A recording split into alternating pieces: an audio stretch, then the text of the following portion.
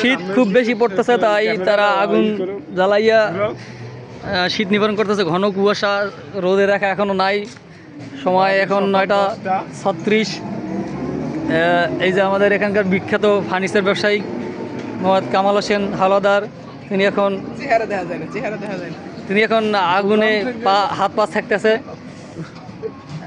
আমরা এখন তার অনুভূতি সম্পর্কে জানতে চাবো। কামাল সাহেব, আপনার অনুভূতি সম্পর্কে যদি একটু বলতেন। শীতে ঘন কুয়াশা, শীতের ভিতরে আগুন পোয়াইতেছে না, এটার অনুভূতি কি? আপনার অনুভূতি কি? মানে আগুন এই যে জ্বালাইছেন, কেমন লাগতেছে?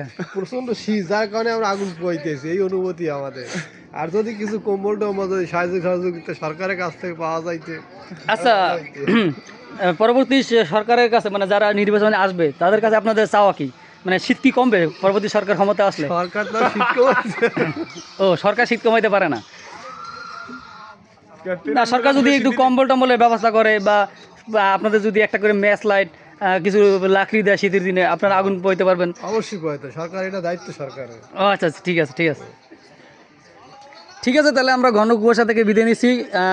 এতক্ষণ আমরা ছিলাম বিশিষ্ট ফার্নিচার ব্যবসায়ী মোহাম্মদ কামাল হাওলাদারের সাথে। তার লোকেশন হলে 14 বুড়িয়া মসজিদ বাড়ি। আপনারা যদি কেউ কম দামে ফার্নিচার বানাইতে চান, টাকা আপনারা কিস্তিতে দিতে পারবেন, সমস্যা নাই। কিন্তু বানানোর আগে 5,000 দেওয়া লাগবে, কারণ তার খুব ঠেক। তারপর মনে করেন যে পায়ে একটা দাঁড় করাবে, তারপর আবার 5,000 দেবেন। এইভাবে করে তো আপনার 7-8 কিস্তিতে একটা ফার্নিচার বানাইতে পারবেন।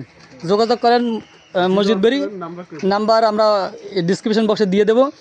আর বর্তমানে একটা ফার্নিচার আছে, তিনি নামমাত্র মূল্যে দিয়ে দেবে। যদি কারো দরকার হয় তাহলে চলে আসেন।